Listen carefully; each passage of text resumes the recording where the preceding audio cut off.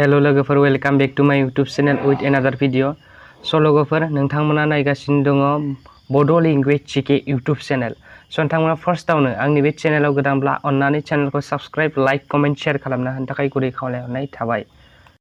स' गासै भिउवार्स, नोंथांमोन जों दिनै सावरायगोन B.T.R गोजोन गोरोबथानि गेजेरजों B.T.C नि गोहो आरो हाबाफोरखौ सोदांफिन्नायनि सोमोन्दै।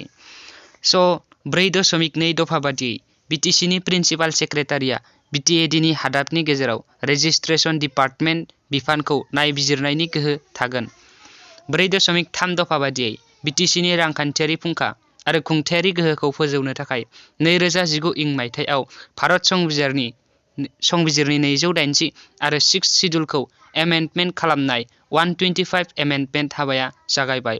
संबिजिरारि फोसाबनाय बिलआ 2019 मायथाइनि जानुवारि दानाव पार्लियामेन्टआव थिसनजादोंमोन आरो 4.4 दफा बादियै B.T.C नि एग्जिकिउटिभ फांसनफोरा आसाम सरकारनि प्रिन्सिपाल सेक्रेटारिनि गाहायसिन नङै चिफ एग्जिकिउटिभ अफिसारनि गेजेरजों मावफुंजागोन।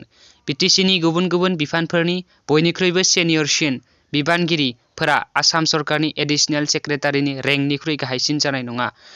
4.5 दफा बादियै B.T.A.D नि सिङाव थानाय जिल्लाफोरनि जिल्ला बेंगिरि, थामहिनबा डिप्युटि कमिशनार आरो superintendent of police that means SP. फोरा सरासनस्रायै B.T.C नि थामहिनबा चिफ एग्जिकिउटिभ मेम्बारजों सावरायलायनायनि गेजेरजों थिसनहरनाय जागोन आरो 4.6 दफा बादियै B.T.C.आ गासैबो जिल्लाफोराव जौगाखांनायनि थाखाय हरनाय मोनफ्रोमबो हाबाफारिनि रिपर्टखौ चिफ एग्जिकिउटिभ अफिसारफोरनिफ्राय लानानै जिल्ला बेंगिरिया B.T.C नि चिफ एग्जिकिउटिभ मेम्बारनो फोसाबनांगोन।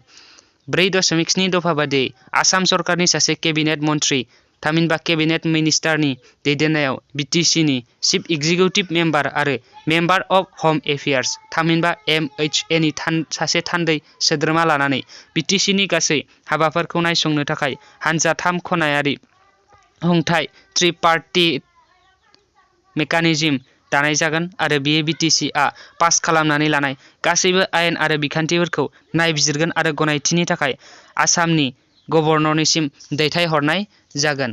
4.8 दफा बादियै आसाम सरकारनि चिफ सेक्रेटारिनि दैदेननायाव B.T.C नि चिफ एग्जिकिउटिभ अफिसार आरो MHA नि थान्दै सोद्रोमाफोरखौ लानानै B.T.C नि गासै थांखिफोर, थामहिनबा प्रप'जालफोरखौ, जायफोरा रायजो सरकारजों सोमोन्दो थानाय आयदाफोर जेरै साख्रिनि गोदान पस्ट सोरजिनाय आरो लांदां जानाय पस्टफोराव सोसननायफोरखौ नायफामफिननो थाखाय हानजा 3आरि खुंथाय दानाय जागोन, थामहिनबा 6 दाननि गेजेराव खमआवबो खेबसे खरै दानाय जागोन।